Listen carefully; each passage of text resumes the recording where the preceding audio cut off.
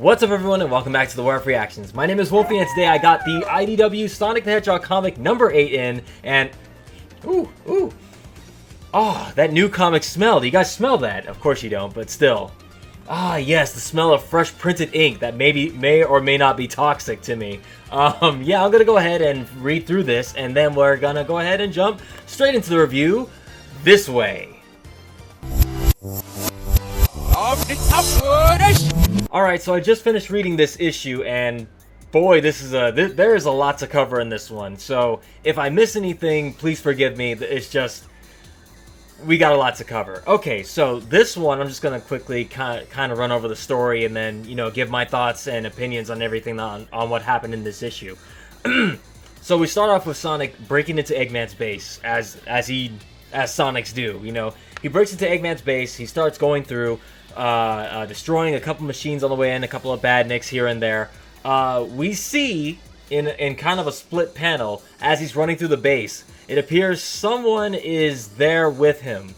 And as he's about to slide underneath a door that's closing shut, a Wispon hits like the bottom of the door and keeps it open for Sonic long enough for him to slide underneath it.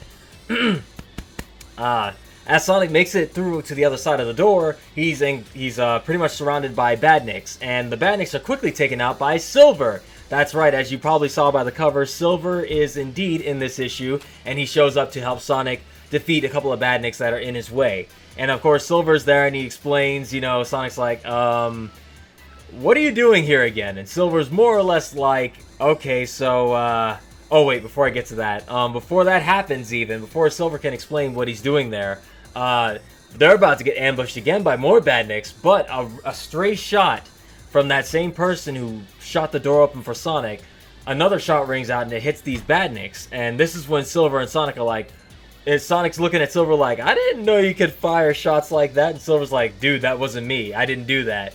And then, again, another shot, and he's like, you're really good at this, and Silver's like, I swear it's not me. And that's when Silver kind of pipes in. He starts getting really giddy. Silver starts acting like kind of like a gushing fanboy. He's like, that must be the Guardian. And Sonic's like, the who? And he's like, the Guardian of the Battlefield. And Sonic's like, dude, I was locked away in a prison cell for 6 months. I missed a lot during the war. And Silver's like, right. Let me explain. It's no use. I like doing Silver's voice. It's really funny to me. But he explains to Sonic that during his time while he was held captive by Eggman, random events around the battlefield, sometimes this person would come in and save people. Silver himself got saved by this Guardian of the Battlefield. I almost want to say Guardians of the Galaxy.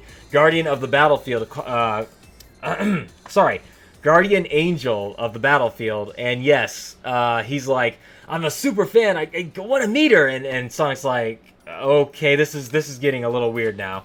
But this is when Silver goes on to explain. I'm glancing down at the comic to kind of get like a little bit of reference here, so I don't miss anything, because I'm going to kind of flip through as I read it. So he explains that the reason he's back is because when he originally left during the events of Sonic Forces, when he left his timeline in Sonic Forces to come to the present, which would be the Sonic Forces game, during the Sonic Forces game when Silver shows up, he's like, when I left, Eggman had, let me see his exact words.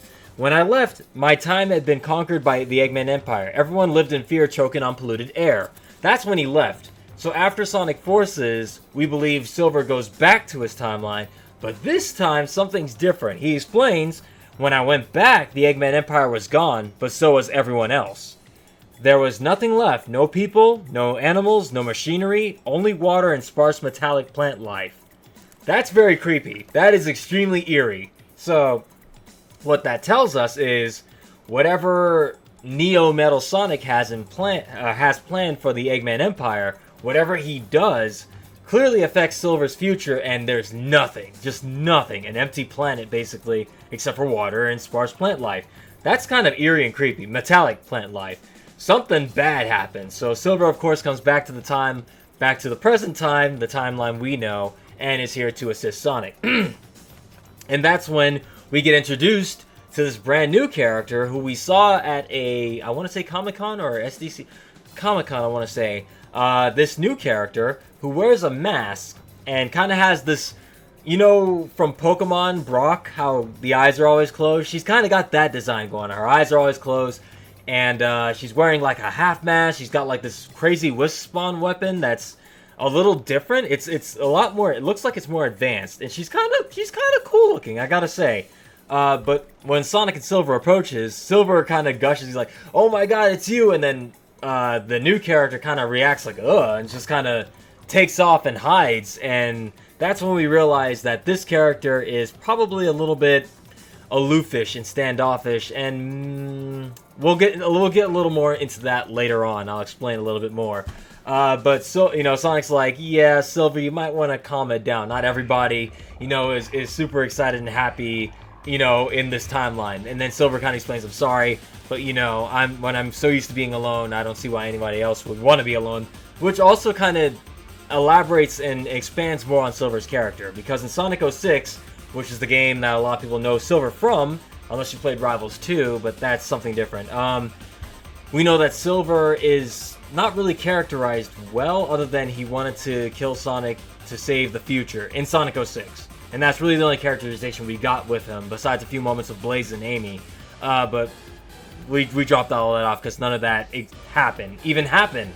The Sonic timeline is a mess, guys. Anyway, kind of what I mean by this elaborates on Silver's story a little bit. It kind of it kind of explains why Silver would be a little bit more giddy, and it's like, to him, I can imagine he's a lot more elated to meet people and to like see people, because his timeline is kind of screwed. No matter what he does, but every time he goes back to his timeline, everything's messed up.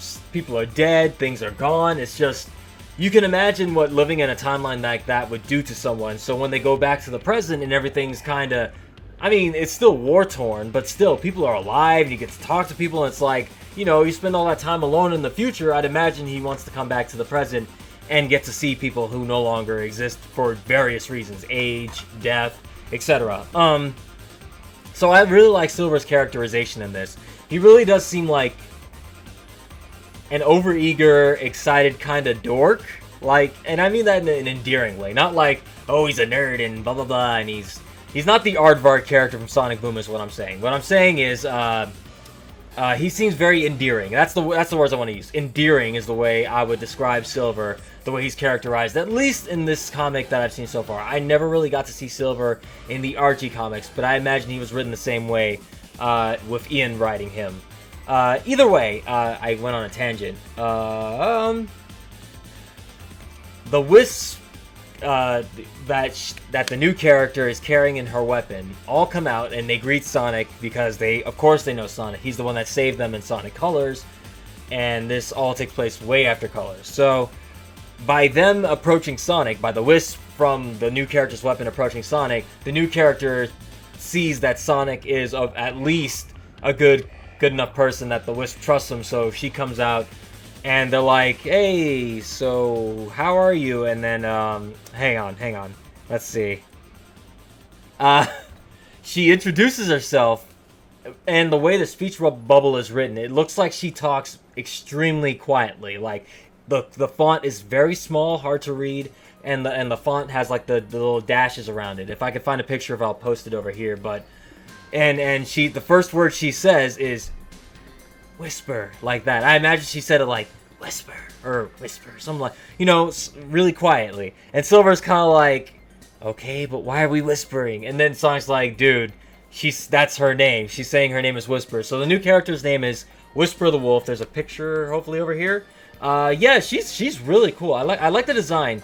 The eye thing is a little different. There's not many Sonic characters. I don't think there's any Sonic characters actually that kind of have the closed eye thing going on. Like I said, the Brock from Pokemon kind of thing. That's the only character I know from popular media that has the eyes closed all the time thing. But she does open her eyes at least once or twice in this issue. Her eyes are green. That being said, she more or less helps Sonic and Silver break in, and they go straight to the core of Eggman's base to try to destroy it and get some information, some clues to what Neo Metal Sonic could be planning.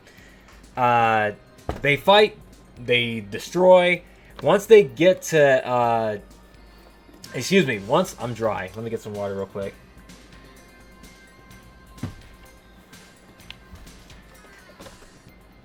Once they get to Eggman's base, inside where they need to get, where all the computers are and everything.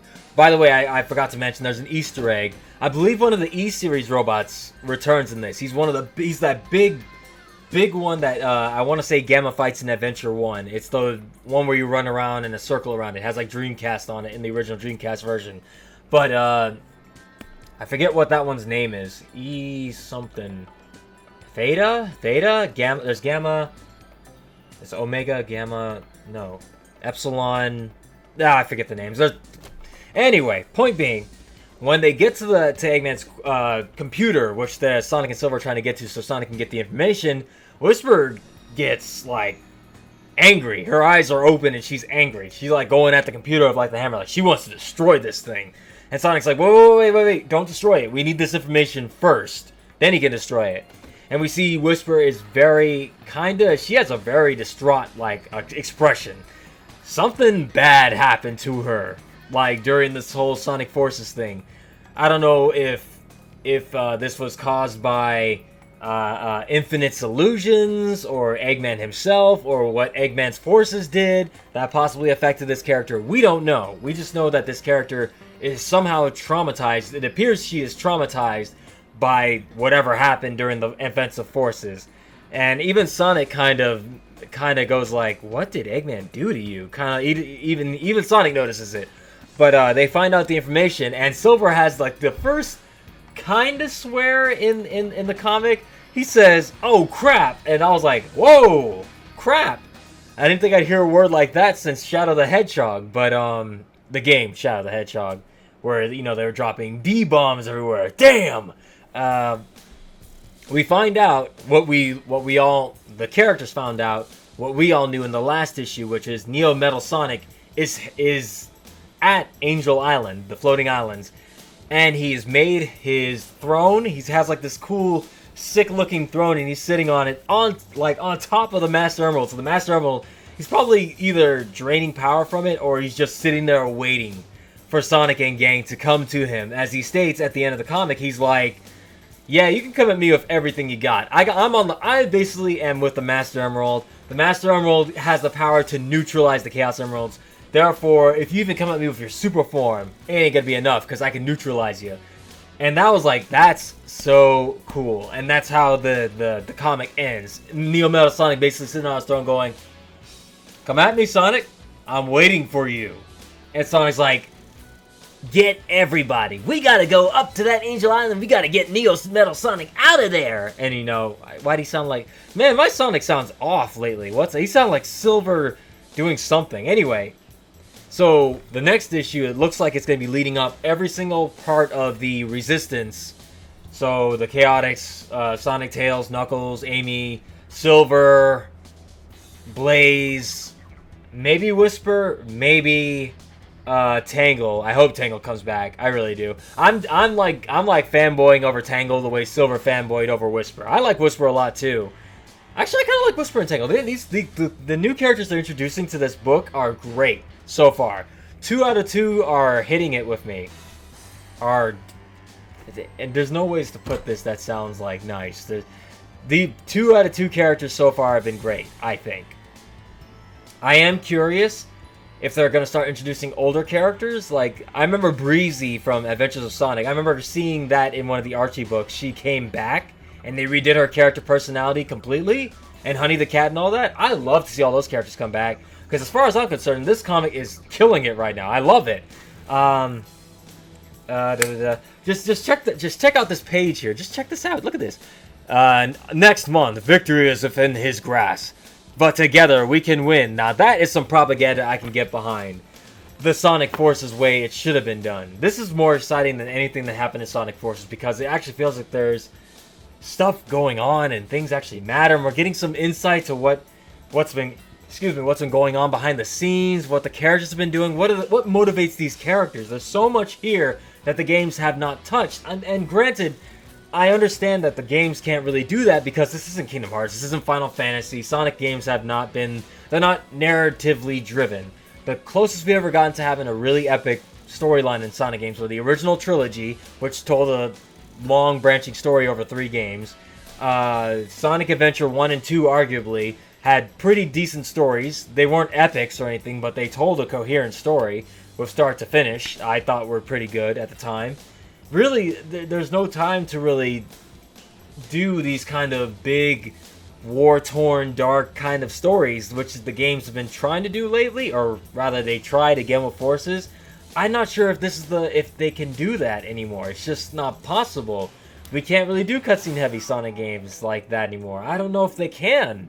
I don't know if they have the writing ability, the writing staff, you know, that the comic books have. They're just, the comic books have means to do this that the game people don't, and that's what kind of this is what kind of upsets me, because the comics are done so well, yet it seems like Sonic Team is kind of going their own way with the story. Such as after Forces, they retconned that Classic is no longer past Sonic, but apparently Classic Sonic is now its own timeline separated from the modern Sonic. So that just adds a whole nother question to it, and apparently Ian can't write the classic characters into the comic because of that. Sonic Team is dictating a lot of weird things right now. I don't know what's going on. Hopefully, we see things for the better. After all, we got a movie coming up next year, right, guys?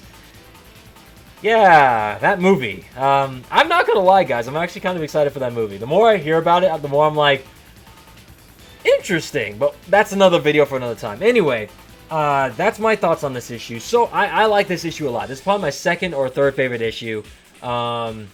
After a while, it's going to be hard to start keeping track of all the rankings, because they've been coming out every month, and every month my brain gets erased and I like forget everything I said about the previous issues. But this one was really good. I highly recommend picking this one up if you guys haven't already.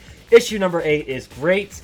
There's probably some stuff I missed in this, but I've been rambling for about 20 minutes about how good this particular issue was. Tell me what you guys saw of this issue. Did I miss anything? Did you guys like it? Did you not like it? Did you feel mad about it? I hope you guys are reading these as we go along, because the more these sell, the more we can get more of these coming out, and you know, if they sell, we won't have another Archie comic situation on our hands. We know Ian Flynn won't do us the way Ken Penders did. Ian Flynn's a good guy. I know him. I wish I knew him. He seems like a good guy. I can't speak for him personally, but I like his writing. Anyway, great job with the comic, IDW. You guys are doing it. Everybody who's working on this book is doing it great. Can't wait to see what happens in the next issue, because it sounds like it's going to be pretty freaking good. Yeah, I might have already said it, but I'm going to say it again. Let me know what you guys thought of this issue. Leave a like button, hit that like button if you haven't already, and subscribe for more videos like this one. I got some reactions coming up on the channel that hopefully you guys are excited for. But in the meantime, guys, oh wait, I forgot to give this a score. I'm going to give this one a 9.3 out of 10. That's how I feel right now. I could probably revise it later, but just after finishing this book, I liked it a lot. Can't wait for the next one, guys. I will see you all next time. So, as always, stay tuned.